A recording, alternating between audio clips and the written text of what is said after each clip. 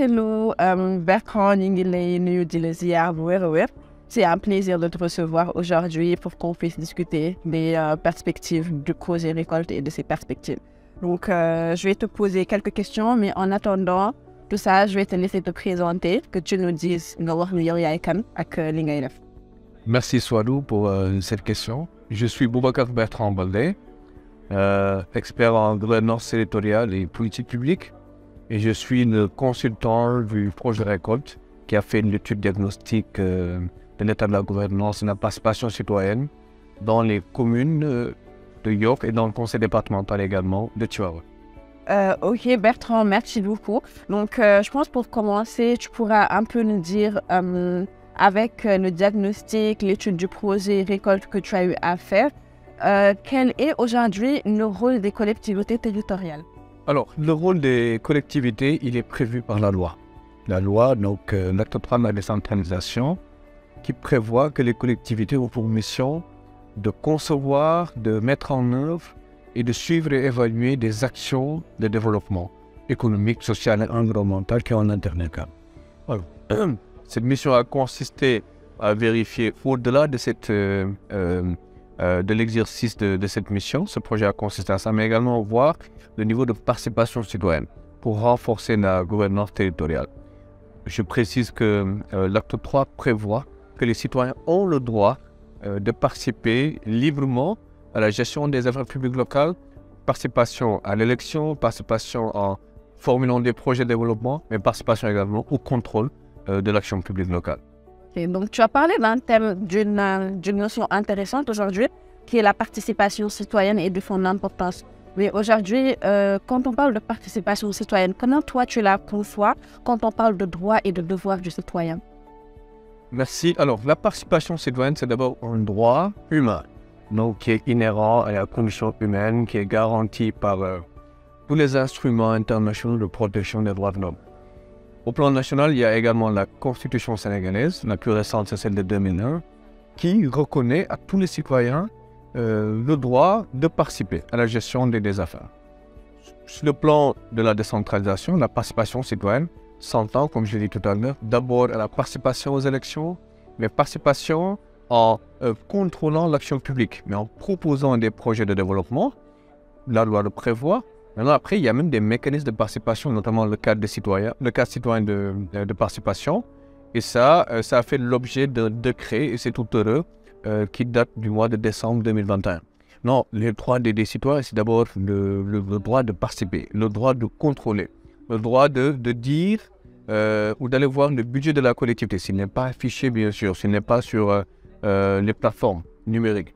Mais c'est également le droit pour le citoyen de saisir son maire ou de saisir son conseil municipal sur des questions d'intérêt local. C'est le droit également du citoyen à participer au conseil municipal. Beaucoup de citoyens ne le savent pas. Mais lorsqu'il y a conseil municipal, session, les citoyens peuvent participer. Maintenant, ils n'ont pas voix au chapitre, mais ils peuvent participer.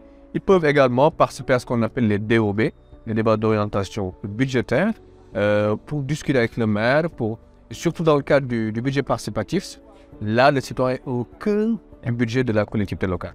Maintenant, parmi les devoirs, le devoir le plus essentiel, c'est le devoir de donner ce qu'on a à la communauté. Pas ce qu'on a en termes d'argent, mais ce qu'on a en termes d'idées. On a le devoir d'accompagner notre collectivité en tant que citoyen. On a le devoir de proposer des projets de développement, bref, des idées de développement à la collectivité territoriale à laquelle nous appartenons. Et donc, déjà pour conclure, aujourd'hui, tu as parlé tout à l'heure de participation, de droits et de devoirs. Donc, mais surtout en insistant sur ce terme de devoir-là, parce que je pense qu'on est plus aujourd'hui on réclame plus nos droits qu'on exerce nos devoirs, en fait. Donc, toi, aujourd'hui, à ton avis, comment participer, en fait, comment les citoyens, nous, en tant que citoyens, pouvons participer activement, en fait, au développement local? Merci. C'est une question cruciale, la question du développement des collectivités. Qui participe? Comment y participer? Alors, qui participe, c'est d'abord la collectivité elle-même en tant qu'institution, avec des mécanismes de mobilisation de ressources. Je peux citer aujourd'hui des stratégies de marketing territorial, donc d'attractivité du territoire, qui peuvent être élaborées, mises en œuvre et opérationnalisées par les collectivités, cela voudrait dire qu'il y a un capital humain capable également de porter une telle stratégie. Et d'autre part, les citoyens, comme je l'ai dit tantôt dans mes propos liminaires, les citoyens peuvent proposer des projets de développement. Aujourd'hui, dans les communes, on a ce qu'on appelle les ASC, les associations sportives et culturelles. On a comme l'impression que les ASC ne sont importantes que lorsqu'il y a une nawetan. Or, ce n'est pas seulement l'aspect sportif. Il y a des projets sportifs, des projets culturels. Les ASC, en tant qu'organisation communautaire de base, peuvent et même doivent participer au développement. Donc, il y a, parce qu'on parle de développement à la base, c'est développement par la base d'abord. Et développement ici s'entend de deux approches. La première, c'est qu'il y a la partie quantitative, donc ce qu'on voit, les infrastructures, les écoles, les routes, etc. Mais il y a la partie qualitative.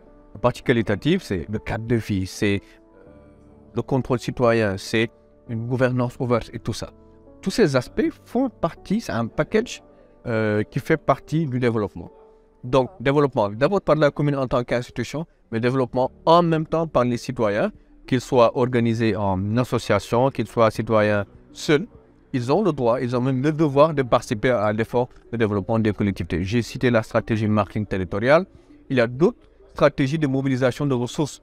Aujourd'hui, les fonds verts sont disponibles. Aujourd'hui, il y a énormément de partenaires au développement qui attendent des propositions de projets de développement de la part des collectivités territoriales. Mais le blocage, comme je l'ai dit, c'est le capital humain dans les collectivités qu'il faut renforcer. Renforcer les capacités du capital humain pour pouvoir porter cette vision d'un développement local.